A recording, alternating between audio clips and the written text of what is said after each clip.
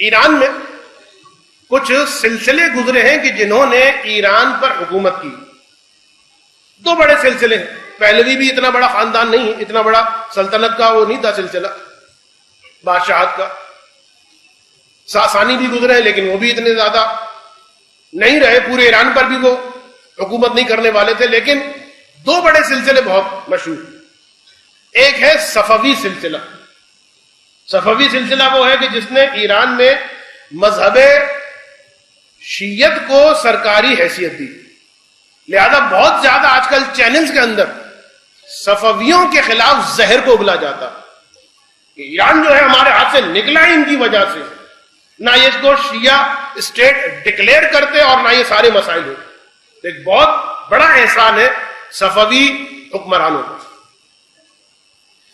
دوسرا جو سلسلہ ہے صفوی حکمرانوں کے بعد وہ ہے قاجاریہ سلسلہ.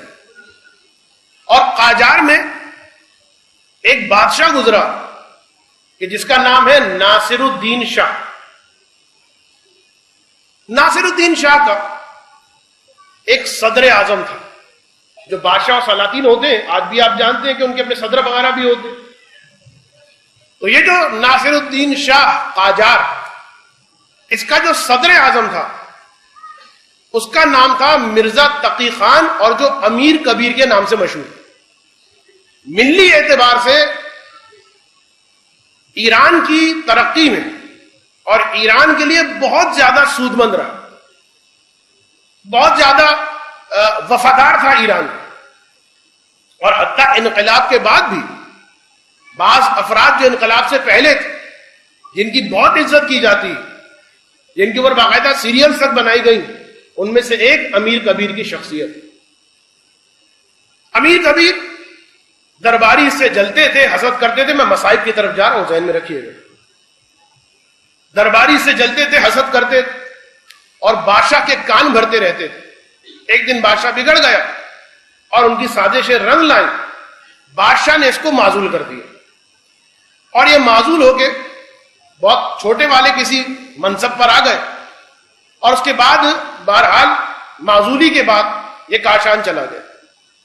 جب یہ کاشان میں گیا تو درباریوں نے اس پر بھی بس نہیں کی. سازشیوں میں نہ صرف درباری تھے بلکہ بادشاہ کی ماں بھی شامل ہے. اور اس کی تقی خان کی جو زوجہ تھی وہ بادشاہ کی بہن تھی. تو اب ہوا یہ کہ جب یہ کاشان چلے گئے، کاشان کے حمام میں سازش کر کے ان کو قتل کیا گیا بہیمانہ انداز میں، کہ ان کے ہاتھوں اور پاؤں کی رگوں کو کاٹا اور کافی دیر تک ایسے ہی چھوڑ دیا. اور جب بہت خون بہہ گیا تو پھر کپڑے کے ذریعے سے ان کے گلے کو دبایا گیا اور پھر ان کو شہید کر دیا. شہید کا لفظ میں نے ایسے ہی نہیں کہہ دیا ہے بلکہ ان کو شہید کہا جاتا ہے. بہت خدمات ہیں ایران کے لیے، ابھی تک ان کی عزت علماء کرتے ہیں، مراجع کرتے ہیں. امیر کبیر. اور بعد میں بہرحال ان کو پھر ایران میں دفن کیا گیا، لیکن ان کی زوجہ کے اصرار پر پھر ان کا جنازہ کربلا لے جایا گیا. اور کربلا میں اس حجرے میں ان کا جنازہ یا ان کی قبر بنائی گئی کہ جس حجرے کا دروازہ بالکل زری کے سامنے کھلتا. مصائب کہاں سے شروع ہو رہے ہیں؟ آیت اللہ عراقی علیہ الرحمہ یہ فرماتے ہیں کہ ایک دن میں نے خواب میں امیر کبیر کو دیکھا، لیکن اس حالت میں کہ انتہائی باعظمت، انتہائی بلند مرتبے کے ساتھ، انتہائی جلالت کے ساتھ، عالم برزخ. تو میں نے امیر کبیر سے پوچھا کہ یہ جو تمہیں اتنا مرتبہ ملا ہے، اتنی عظمت ملی ہے، کیا یہ اس لیے ملی ہے کہ تمہیں مظلومانہ قتل کیا گیا اور شہید کیا گیا؟ امیر کبیر مسکرا کے کہتا ہے کہ نہیں، یہ وجہ نہیں. کہ اچھا پھر اس لیے تمہیں یہ مرتبہ ملا ہے کہ تم نے کچھ گمراہ فرقوں کی بیخکنی کی تھی. کل جو میں نے بات کی تھی علی محمد باب، فرقہ بابیت کا بنانے والا ایران میں، اس کا سر انہوں نے کچلا امیر کبیر. کیا یہ وجہ؟ مسکرا کے کہا کہ نہیں، یہ وجہ بھی نہیں. آیت اللہ عراقی کہتے ہیں کہ میں نے حیران ہو کے پوچھا پھر بتاؤ آخر یہ کس بات کا صلہ؟ کہا کہ یہ میرے آقا حسین کا تحفہ ہے.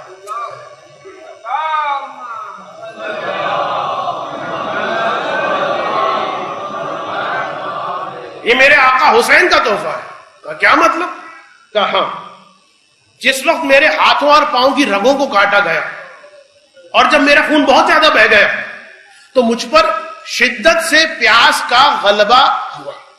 مجھے پیاس لگی بہت زیادہ اور میں نے چاہا کہ پلٹ کر ان لوگوں سے کہوں کہ بھائی ہو سکتا ہے تو تھوڑا سا مجھے پانی پلا دو. اسی وقت میرے ذہن میں یہ خیال آیا کہ اے مرزا تقی خان، تیری چند رگیں کٹی اور تجھے اتنی پیاس لگی. سوچ، فاطمہ کا لال سر سے لے کر پاؤں تک زخمی تھا، کہیں پر تلوار، کہیں پر نیزے کے زخم، کہیں پر تیر چبھے ہوئے، کہیں پر پتھروں کے زخم. بس مرزا تقی خان کہتا ہے میں نے سوچا کہ امام کی پیاس کا عالم کیا ہوگا. مجھے حیا آ گئی، مجھے شرم آ گئی اور میں نے پانی نہیں مانگا اور پیاسا ہی میں اس دنیا سے چلا گیا. اس کے بعد جب مجھے قبر میں اتارا گیا اور میرے سر کو خاک پہ رکھا گیا تو میں نے دیکھا میرا آقا حسین تشریف لایا اور میرے آقا نے مجھ سے کہا اے مرزا تقی خان، تم نے ہماری پیاس کا احترام کیا، تم نے اس عالم میں بھی پانی نہیں مانگا، تم نے ہم پر آنسو بہائے، یہ لو یہ ہماری طرف سے ہدیہ، اور میری قبر کو جنت کا باغ بنا دیا اور یہ فرما دیا قیامت تک کے لیے یہ تمہارے لیے جبران. بس یہاں پر رک کر ایک بات کہوں، امیر کبیر ایک عام مومن تھوڑی سی معرفت تشنگی امام جو اس کو ہو گئی تو خون بہ رہا لیکن حیا آتی ہے اور ایک مرتبہ پانی پینے سے انکار کرتا ہے، پانی کا تقاضا نہیں کرتا. تھوڑی سی معرفت ہے نا. سوچئے سجاد سے زیادہ کسی کو معرفت ہوگی؟ تو اب سمجھ میں آتا ہے یہ 35 سال سجاد پر جو کیفیت طاری ہوتی تھی، روزہ کھولنے بیٹھتے تھے، افطار کا پانی آتا تھا، آنکھوں سے آنسو بہنا شروع ہو جاتے تھے، اتنے آنسو بہتے تھے، روٹی گیلی ہو جاتی تھی. تو اب سمجھ میں آتا ہے سجاد کو معرفت ہے میرے بابا پر پیاس کا غلبہ کیسا ہوگا، میرے بابا کو جب ذبح کیا گیا ہوگا کیسی پیاس لگی ہوگی. اس لیے کہ سجاد کا یہ جملہ نفس المحموم میں ملتا ہے، میرے بابا کو اتنی پیاس لگ رہی تھی کہ جب آسمان کی جانب دیکھتے تھے میرے بابا حسین کو آسمان دکھائی نہیں دیتا تھا، دھواں دکھائی دیتا تھا. لیکن یہاں پر رک کر ایک اور منزل کی جانب لے جانا چاہتا ہوں. تو ایسی معرفت ہے شدت پیاس حسین کی سجاد کو 35 سال گریا کیا ہے. تو سوچئے گا صحیح، جس وقت کسی نے پوچھا سجاد سب سے زیادہ مصیبت کا وقت کون سا تھا تو نہ حسین کی پیاس کا تذکرہ کیا جس پر 35 سال آنسو بہائے، نہ عباس کا تذکرہ کیا، نہ عاشور کا تذکرہ کیا. کہا تو اتنا کہا، عابد نے 3 بار کہا شام شام شام.